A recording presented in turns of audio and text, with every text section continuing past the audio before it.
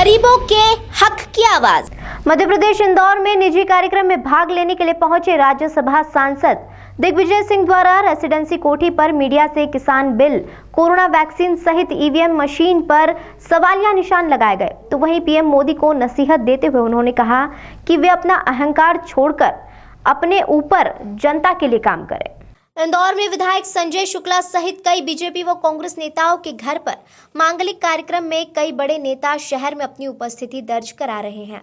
इसी कड़ी में राज्यसभा सांसद दिग्विजय सिंह द्वारा भी मांगलिक कार्यक्रम में पहुंचने से पहले रेसिडेंसी कोठी बार मीडिया से मुखातिब होते हुए किसान बिल सहित अन्य विषयों पर चर्चा की गई। उनके द्वारा कहा गया कि किसान बिल पूरी तरह से किसानों के हित में नहीं है, यह एक प्रकार से काला कानून है। किसान बिल में कई ऐसे कानून हैं जिससे कि किसान पूरी तरह से कंगाल हो जाएगा और फिर से एक बार कालाबाजारी और जमाखोरी शुरू हो जाएगी।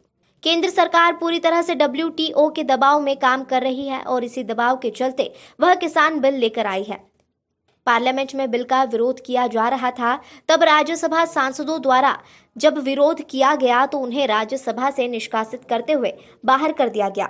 बिल लाने से पहले एक कमेटी बनाकर इसमें कई संशोधन किए जाने थे, लेकिन किसान बिल में किसी की भी बात न सुनते हुए इसे पारित कर कानूनी रूप दे दिया गया।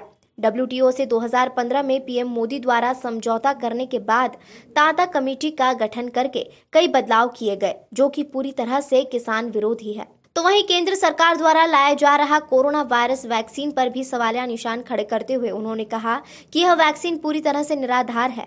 फार्मा कंपनियां अपनी हार के चलते तरह तरह के रोजाना प्रयोग कर रही है। उन्होंने हरियाणा के मंत्री का उदाहरण देते हुए कहा कि मंत्री द्वारा शोहरत पाने के लिए सबसे पहले वैक्सीन लगा ली गई और कुछ ही दिनों में कोरोना की चपेट में आ गए। यह एक जीता जागता उदाहरण है कि किस आधार पर इस प्रकार की वैक्सीन पर भरोसा किया जा सके। तो वहीं पिछले दिनों हुए उपचुनाव में ईवीएम मशीन पर सवालिया निशान खड़े करते हुए उन्होंने कहा कि यह कैसा चुनाव है जिसमें मतदाता को एक ब्लैक पेपर भी नहीं मिलता। भारी मतों से हार के सवाल पर उनका कहना है कि यह हार उन्हें भी अचंभित करती है कि जिन नेताओं को गांव वालों ने घुसने तक नहीं दिया, वह इतने भारी मतों से कैसे जीत गए। निश्चित तौर पे ईस्ट इंडिया कंपनी ने जिस प्रकार से चंपारण में नील की खेती में शोषण किया करते थे, उस प्रकार का शोषण का ये रास्ता खुल गया है। सर, सुप्रीम कोर्ट ने नए संसद भवन के निर्माण पर रोक लगा दी है। मैं नहीं समझ पा रहा हूं कि नरेंद्र मोदी जी, जिनमें राशि की जरूरत है, हर चीज में पैसों की कमी है, कोविड के नाम पर यहां तक कि बाकी सब छोड़ दीजिए, सांसदों का जो MP लेड फंड है उसमें भी 2 साल के लिए रोक दिया उन्होंने। जिनकी जहां आवश्यकता है, कांग्रेस पार्टी ने कहा था कि गरीबों को आप न्याय योजना के अंतर्गत राशि दीजिए डायरेक्ट उनको उनके खाते में, लेकिन वहां उसके लिए पैसा इनके पास नहीं है। बड़े कॉरपोरेट सेक्टर्स के कर्जों में सहूलियत के लिए उनके पास पैसा है, नए पार्लियामेंट हाउस बनाने के लिए उनके पास पैसा है, और पूरे विश्व में ये हमारी पूरी जो सेंट्रल विस्टा है, इसकी तारीफ है, उसको बदलना चाहते हैं। उस पर कोई चर्चा नहीं है, मन माफिक काम कर रहे हैं। हम इसका टोटल विरोध कर रहे हैं और सुप्रीम कोर्ट ने अगर रोक लगाई है, मैं देखिए बात यह है, पेंडेमिक समय में जो प्रोटोकॉल है उसके साथ कॉम्प्रोमाइज़ किया जा सकता है, लेकिन इसमें जो होड़ लग गई है ग्लोबल लीडर्स में, कौन सा फार्मास्यूटिकल कंपनीज में कौन सा वैक्सीन का यूज़ किया जाए, इससे हमको बचना चाहिए। गिनी पिग नहीं बनाना चाहिए, भारत के लोगों को गिनी पिग नहीं बनाना चाहिए। अब हरियाणा के मंत्री विज साहब ने शोहरत पाने के लिए उन्होंने अपना वैक्सीन लिया और उनको कोविड हो गया। आप एक्सप्लेन कर रहे हैं कि नहीं साहब, वो सेकेंड डोज के बाद इतने दिनों बाद। बात यह है कि ये नया रोग है, नया वायरस है, इसमें जब तक फील्ड ट्रायल्स काफ़ी एक्सटेंसिव लेवल, वैसे तो कोई भी वैक्सीन आता है तो पहले ह्यूमंस पे एक्सपेरिमेंट करने के पहले एनिमल्स पे किया जाता है। खैर यहाँ पर डायरेक्टली ह्यूमंस पे कर रहे हैं, लेकिन इस पर बड़ी सावधानी बरतने की आवश्यकता है, क्योंकि आखिर भारत एक प्रयोगशाला नहीं हो सकती है किसी वैक्सीन के लिए। सर, नरोत्तम मिश्रा कह रहे हैं कि आप ज्योतिषाचार हो गई, वैक्सीन के पहले ही आपने उस पर डाउट खड़ा कर दिया। नहीं, बात ये तो ऐसे है कि इन्होंने पहले बांटना शुरू कर दिया, कह रहे हम 6 महीने में सब बांट देंगे। अरे वैक्सीन आपने बीजेपी के घोषणा पत्र में तो उन्होंने कहा था वैक्सीन हम फ्री में बांट देंगे।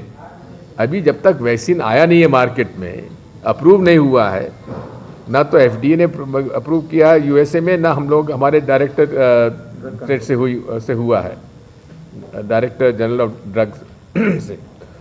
तो अभी से इन्होंने, नरोत्तम मिश्रा कह रहे हैं कि मैं वैक्सीन लेने के लिए तैयार हूँ, तो सबने तो वो दिखा रहे हैं ना। कल धरना प्रदर्शन कर रहे हैं, लेकिन अचंभा हुआ, हमें आश्चर्य हुआ, क्योंकि लोगों में नाराज़ी थी।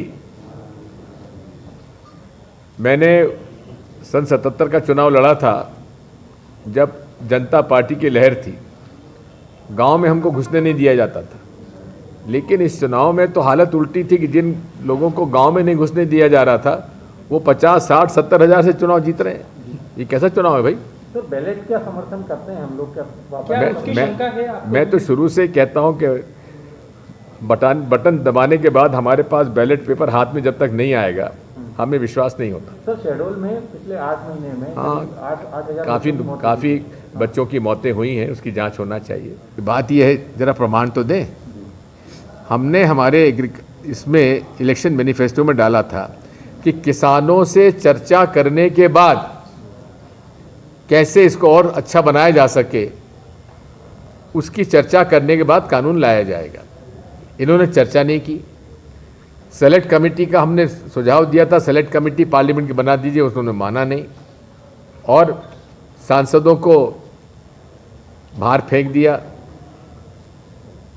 उनको निलंबित कर दिया और बिल पास कर दिया। इसलिए विरोध हो रहा है। वो कह रहे हैं, मैं तो आज भी मोदी जी से कहूँगा कि अपनी जिद छोड़ें, अपना अहम और अहंकार से ऊपर उठकर, मेरी अभी कोई, जो लोग आंदोलन कर रहे हैं चर्चा नहीं हुई है, लेकिन यदि केंद्र सरकार ये तीनों बिल वापस ले लेती है और पार्लियामेंट की जॉइंट पार्लियामेंट्री कमेटी या सेलेक्ट कमेटी बना देती है, जिसमें कि पूरे इन तीनों विषयों को लेकर